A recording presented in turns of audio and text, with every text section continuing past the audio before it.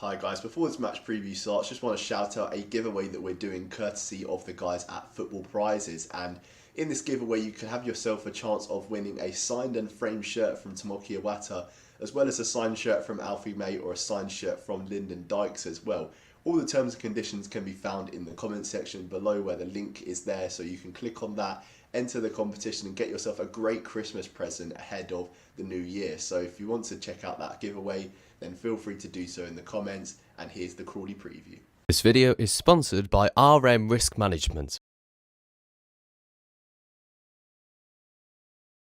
Hello and welcome to another Blues focused match preview where Birmingham are set to face Crawley Town for only the second time in our history, facing them this time at Broadfield Stadium. And I'm sure, like many Blues fans, looking forward to this one. Last game before Christmas, and the last game we played was a 2-0 victory against Bristol Rovers, which came in very dominant fashion, didn't it? With Bristol Rovers only having 3 shots, 1 on target, and Blues pretty much in control for all of the game. And it was lovely to see Lee Buchanan score a goal and also Jay Stansfield score from the spot for his 12th goal of the season.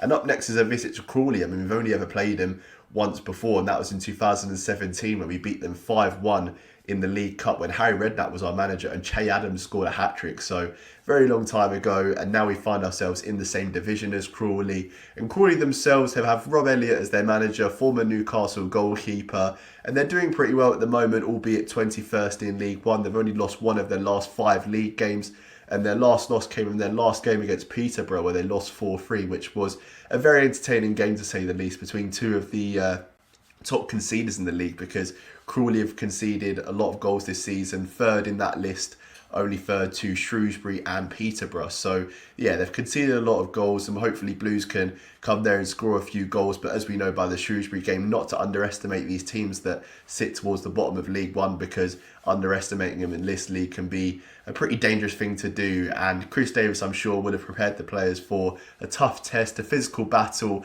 a hostile atmosphere. And I'm sure, like many of the games that Blues go to this season at these stadiums, that it will be their biggest game of the season. And that's not to be arrogant, but we just kind of know what we're expecting, hence the Shrewsbury atmosphere we got there, and also other games this season such as Reading and Northampton, where these teams have come to play us and they've turned up on the day. So I'm expecting a tough test in this game. And ahead of the game, we spoke to Reds Bar Chat, which is a Crawley Town channel, and to get their lowdown on their season so far, what their predictions are for the game and what they think of Birmingham.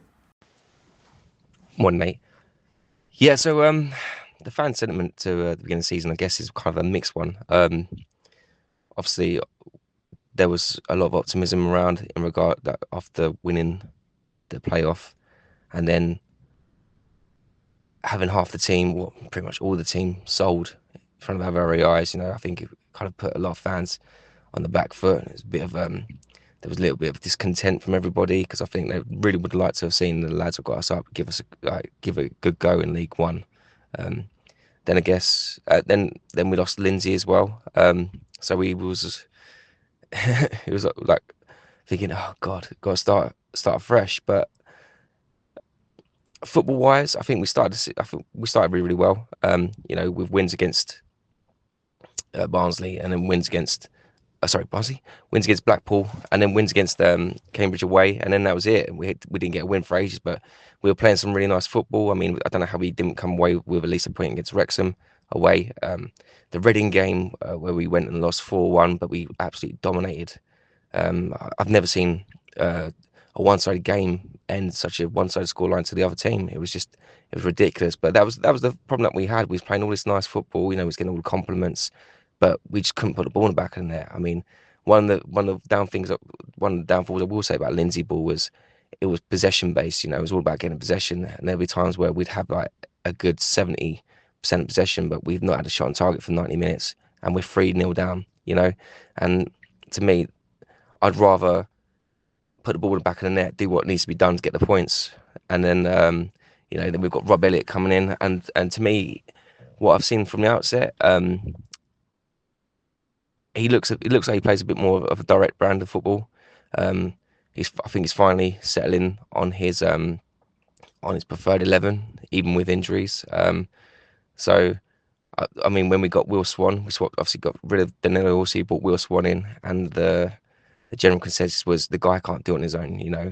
Where also he had like before he had the Darcy's, he had the Lolos around him, in that kind of just supporting him and stuff. And we could see Will Swan struggling his own, and then bring Shawomni in, who the fans were crying out to play him. And yeah, it just seems to be a bit more balanced now, a bit more balance to it, which is good. So overall start to season feelings have been a bit of a mixed bag. The optimism was kind of diminished, but we're still confident that we're going to stay up. We're still confident that we're going to finish above the drop. But yeah. So that's where we are with the beginning of the season. It looks like Rob likes to use three centre backs. So it's like sometimes it looks like more of a 3-5-2 with wing backs. So we'll start with three central defenders, and then which will probably be Malarkey, Barker, and Joy McKenna. We've got Dion Conroy out injured. He's been out injured since the beginning of the season. And Josh Flint's out as well for a long time with his injury, who would normally be starting on the left side of the back three. And then we'll have Wideman. I mean, I'd like to see Harry Forster come back in on the right hand side, because I feel he works really, really hard. And then the left side's really up for grabs, really, in my opinion. Adiemo might start because he had a good game against Peterborough on Saturday. In the midfield, we'll probably look like we'll have our Captain America in the midfield, or Jeremy Kelly, who was formidable, a fantastic football player. Once he gets the ball at his feet and he starts pulling strings in that midfield area, he's fantastic. Really, really good to watch. I mean, I personally think he's championship standard. He's that good. And then it'll be probably because of Birmingham's threat, he might even put Ibrahim back in, possibly, and have Max Anderson in there as well. But then I feel like maybe Ibrahim might get dropped. Well, he's not played for a while, but maybe Ibrahim won't start. He'll probably have Darcy for legs in midfield to try and combat with Birmingham's midfield. And then up top, Swan and Shawomni again, who seem to be forming quite a great partnership. Shawomni's a big target man to aim for, and Swan could be busier in and around. So yeah, I can envision a 3-5-2 starting. Players to watch, definitely Jeremy Kelly. He's fantastic, such a great player. Even last season in League Two, he just slowed the game down so well. Do you know what I mean? He always made it look like he had an extra yard or two of space around him. With his first touch, his reading of the game is fantastic. He really is a class act to watch. Another one I'd say is Tony Shawomni, because he's just a proper League One striker. A big lump up front who's got a fantastic first touch. Links up really, really well with Swan. And I think he can be a handle for any defender in this league.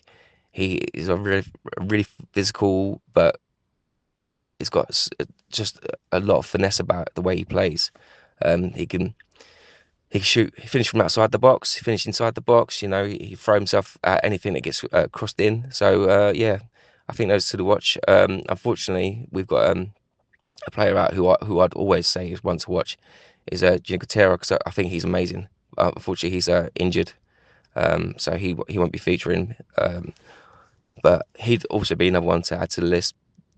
But yeah, those two stated there, I feel, are probably the ones to watch. Prediction-wise, I'm going to go 2-1 Crawley. It's so typical of a Crawley result. Big boys coming down to Broadfield, and then us churning out a 2-1 win. I mean, we've done it before. We've done it against Wolves. Obviously, we've done it against the likes of all the big boys that come down. We always give them a game at Broadfield. So yeah, I'm just looking forward to the atmosphere and having you guys down, and really looking forward to the game. So come on, you Reds. So that was Reds Bar Chat there, and it's really interesting to see what them guys have to say. It looks like they play with a three at the back shape, which is interesting because we've tend to do well this season against three at the back teams. Take, for instance, Wrexham, we played that formation, Exeter and Stockport. We beat all three of them teams. So it's going to be interesting to see if they change their style somewhat. A lot of their players, a lot of their good players from League Two, they got rid of last season, like the guy said there, with Corey Adai, Danilo Orsi and Kelly also leaving. So a lot of their big players from last season have left, but they're going to put up a good battle, I think. But I think there's going to be quite a lot of goals in this game. I'm going to go with a 4-2 victory for Birmingham with plenty of goalmouth action, a lot of excitement before Christmas, and hopefully we can go to top of the league, because we went back into the automatic promotion places because Wrexham dropped points last week. And yeah, if we can get back to the top of the table, top of the tree for Christmas, that'd be fantastic. And I reckon for the starting lineup, it's going to be an unchanged team from the team that faced Bristol Rovers. Nice to see Lee Buchanan back, getting a goal, and Williamson back from illness as well. I'm pretty ill at the moment. I don't know if you guys can tell, but yeah, soldiering through this preview.